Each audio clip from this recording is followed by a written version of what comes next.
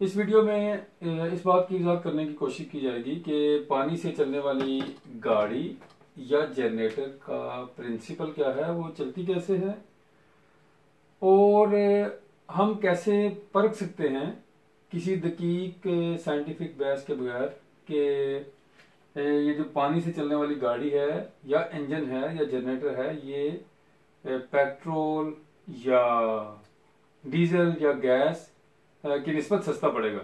तो एक किसी सादा तरीके से हम कैसे परख सकते हैं। नॉर्मली इस बहस को थोड़ा सा सादा रखने के लिए इस वीडियो में मैं सिर्फ बात करूंगा पानी से चलने वाले जनरेटर की, क्योंकि अगर आपको पता है कि जनरेटर के चलने का मतलब है कि गाड़ी का चलना। जनरेटर उसी तरह शॉप घूमती है, उसी शॉप को हम यूज करके अपना इंजन चला सकते हैं, गाड़ी ट्यूबवेल वगैरह हम लोग रन करते हैं। तो अगर हम इस बात का एनालिसिस कर लें कि पानी से हम एक सक्सेसफुल जनरेटर बना सकते हैं, तो इसका मतलब है गाड़ी भी बन सकेगी।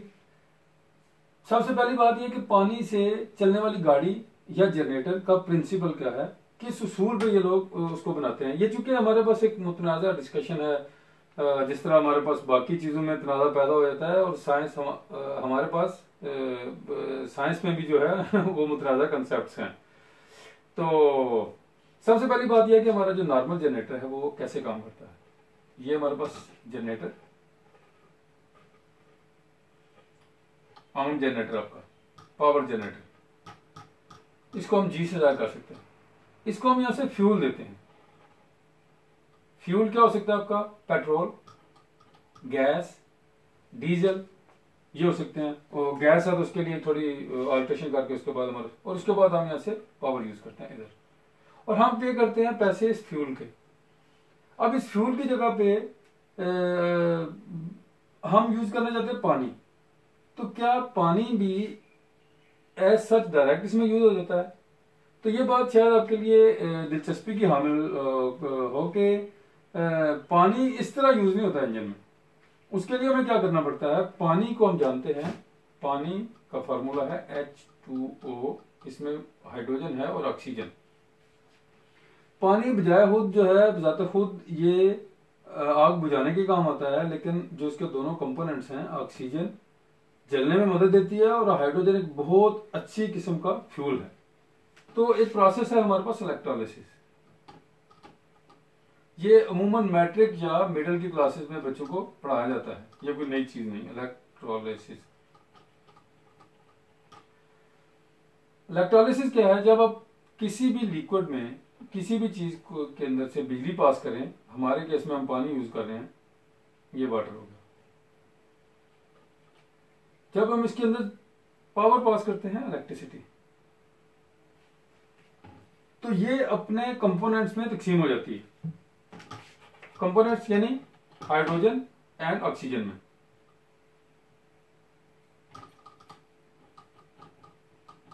ओके, सो यहां से क्या निकलेगी? जब हम इसमें से बिजली पास करेंगे, इलेक्ट्रिसिटी, तो ये डिसइंटीग्रेट होगी और अपने दो कंपोनेंट्स में तकसीम हो जाएगी, हाइड्रोजन ऑक्सीजन में। इसको पूरा सील करके, पूरा कंटेनर आपका सील करके, इसके टॉप से ये गैसेज है, इनको क्या करेंगे आप किसी भी कंटेनर में ले सकते हैं। और सिंपलेस्ट कंटेनर जो है वो है आपके पास रबर की ट्यूब ले लें मोटरसाइकिल या साइकिल की, तो उसके अंदर आप इसको वो जैसे जैसे उसमें गैस जाएगी वो फूलती जाएगी। तो ये हमारे पास आ गया गैस का रिजर्वायर, इसको आप क्या लें, रिजर्वायर। अब इस गैस को ही यूज करते हैं इधर, आगे गैस से चलने वाली किट लगा के। यह है प्रिंसिपल। तो एक डिफरेंस आपको आम फ्यूल में और पानी एज ए फ्यूल में ये नजर आया कि आम फ्यूल हम डायरेक्ट जनरेटर में यूज करते हैं, चाहे इंजन है चाहे जनरेटर। लेकिन अगर आप पानी पे यूज करना चाहते हैं तो पानी को डिसइंटीग्रेट करने के लिए हमें पहले इलेक्ट्रिसिटी चाहिए। इस इलेक्ट्रिसिटी को यूज करके हम इसको डिसइंटीग्रेट करेंगे, फिर ये फ्यूल बनेगा और फिर हम इसको उसमें यूटिलाइज करेंगे, चाहे ये जनरेटर है। अच्छा, अब एक इसमें बात यह कि जो लोग ये पानी से चलने वाला जनरेटर, वो अमूमन दावेदार होते हैं इस चीज के, अमूमन वो इस चीज से अवॉइड करते हैं कि हम जो है ना अपनी टेक्नोलॉजी नहीं दिखाएंगे, और ये उनका हक बनता है कि वो कैसे काम कर रहे हैं। लेकिन इसका ओवरऑल प्रिंसिपल ऐसा ही है। अब इसका मतलब है कि ये इलेक्ट्रिसिटी आपने, अगर आप ये गाड़ी बनाने जाते हैं तो फिर आपको ये इलेक्ट्रिसिटी चाहिए इधर। ये तो हो गया प्रिंसिपल। अब हम इसको कैसे परखें कि ये आम फ्यूल से सस्ती है या महंगी। इस बात से कतई नजर कि ये पावर कहां से आएगी, इस बात को फिल वक्त तक छोड़ दें। हम अज्यूम करते हैं कि हम वापडा की पावर यूज कर रहे हैं, तो इधर आप लगा दें 1 मीटर। मैं कोशिश करूंगा आपको बताऊं कि वो ये पावर कहां से लेके आते हैं। इसको मीटर कहते हैं एट इनलेट। फॉर एग्जाम्पल हमने 10 किलोवाट कंज्यूम किया, 10 यूनिट्स। यहां पे मीटर लगा लें, मीटर लगा के आप देखें कि जो पावर इतनी यूज करें जो 10 यूनिट के बराबर हो, इस पानी को आप डिसइंटीग्रेट किया और उसके बाद आपने जनरेटर लगाया। जनरेटर ऑन करने के बाद यहाँ पे अब आ रही है अप्लायंसेज हैं, बल्ब, ट्यूब, छोटा सा पंप, एटसेट्रा एटसेट्रा अप्लायंसेज है। इसको हम यूज करेंगे इस पावर को इन चीजों को रन करने के लिए। और इधर हम एक मीटर लगा देंगे M2, metre eight out. 10 kilowatt हमने यहां से यूज किया और हमें आउट पे कितना मिला।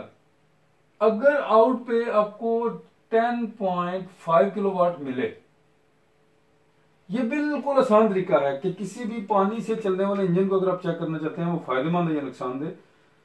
10 किलोवाट आपने यूज किया, अगर यहां पे आपको 10.5 किलोवाट मिला, इसका मतलब है ये इंजन पॉजिटिव है। इसको हम भूल जाएंगे, जो भी डेमो दे रहा है जिसका ये इंजन है उसको छोड़ देते हैं। हम सिंपल ये कहेंगे कि हम बिजली देंगे और हम यहां से बिजली लेंगे। एक बात का ख्याल रखना है, जब हम इसको टेस्ट करेंगे किसी भी जो इसका क्लेम कर रहा है, तो उसका रिजर्वायर जो गैस का है, बाकी सारी चीजें वो खुफिया रखे, लेकिन जो गैस का रिजर्वायर है इसको खाली होना चाहिए। ट्यूब पहले हम श्योर करेंगे ट्यूब उसकी बिल्कुल खाली है, उसके अंदर कोई भी गैस नहीं है। राइट, ट्यूब है ये जो भी कंटेनर वो यूज कर रहे हैं। तो अगर ये 10.5 किलोवाट यहाँ पे मिले तो इसका मतलब फिर तो ये है आपका बिल्कुल फायदेमंद है, हमें 0.5 एक्सेस मिल गई। लेकिन अगर आपको 10.5 की बजाय यहाँ पे 7 किलोवाट मिले, इसका मतलब ये हुआ कि 3 किलोवाट हमने सिस्टम के अंदर वेस्ट कर दी। ये है इसको सिंपलेस्ट चेक करने का तरीका कि हम किस तरह चेक कर सकते हैं ये फायदेमंद है, वायबल है कि नहीं।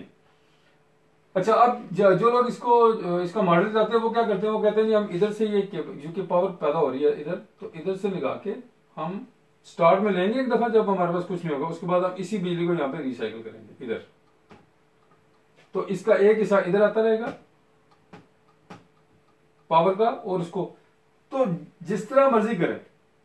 लेकिन हमें क्या चाहिए कि हम जितनी पावर इन करें यहाँ पे, अगर आउट पे आपको उतनी पावर मिले। स्टार्ट में आप इसको छोड़ दें क्योंकि ये कंफ्यूज करेगी स्टार्ट में। हम जब इसका ट्रायल लेंगे तो हम इसको नहीं यूज करेंगे ये वाला।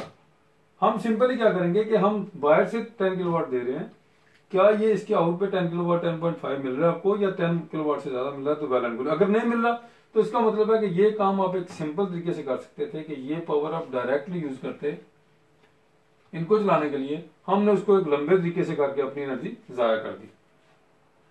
तो ये तो तरीका हुआ उसको इंजन को चेक करने के लिए। और उसके बाद मैं अपने जो मेरा, चूंकि मैं साइंस का एक स्टूडेंट हूँ और जो मेरा कंसेप्ट है law of conservation of energy, उसकी बुनियाद पे मैं ये कह सकता हूँ कि ये डेफिनेटली अगर आप इसको 10 किलोवाट देंगे, ये सारा सिस्टम चला के, यहाँ पे आपको 10 किलोवाट नहीं मिलेगी। यहाँ पे आपको रफ अप्रोक्सीमेशन है मेरी, लेकिन एक्चुअली थोड़ी चेंज हो सकती है, 7 किलोवाट प्लस माइनस आपको मिलेगी। तो एक्चुअली ये आप इसको ये तो कह सकते हैं कि ये साफ फ्यूल है जिसका स्मोक कम होता है, लेकिन ये महंगा फ्यूल है। पानी से जनरेटर या गाड़ी चलाना किसी सूरत भी आपके लिए सस्ता नहीं, बल्कि अगर आपके पास गैस अवेलेबल है या पेट्रोल, जिससे भी आप ये बिजली बनाते हैं, उससे ये हमेशा महंगा पड़ेगा। क्योंकि पहले हम बिजली यूज करके उसको गैस में कन्वर्ट करते हैं, फिर उस गैस को हम जनरेटर में यूज करके, फिर जनरेटर से चाहे तो आप बिजली बना लें, चाहे तो आप इससे गाड़ी रन कर लें, शाफ्ट लगा के तो आपको वो गाड़ी चल जाएगी। ठीक है, ये मैंने इसलिए लगाया जनरेटर क्योंकि इसको हम मेजर कर सकते हैं पावर की शक्ल में, किलोवाट की शक्ल में। अदरवाइज गाड़ी चलेगी, यही तो दिक्कत है। जब आपकी गाड़ी चलती है तो जज करना मुश्किल होता है कि हमने इन कितना किया और आउट कितना लिया, इसीलिए मैंने उसको छोड़ा। तो एक कैसा, अगर हम ये बना लें जनरेटर तो फिर कोई मसला नहीं, फिर इसका इंजन भी बन सकता है, गाड़ी भी चल सकती है। तो बाकी सब आपकी अपनी जजमेंट के ऊपर। लेकिन कोई भी दावेदार अगर इस बात पे इस कसौटी के ऊपर अपना इंजन को रन कर दे, यहाँ पे 10 किलोवाट या 100 किलोवाट या 1 किलोवाट दे के या उससे ज्यादा ले ले आउटपुट पे, तो दैट इज ग्रेट। इसका मतलब है उसने कुछ सक्सेस किया। लेकिन ये बिलीव मी फॉर श्योर ऐसा पॉसिबल नहीं है। अस्सलाम वालेकुम, जज़ाकल्लाह खैर।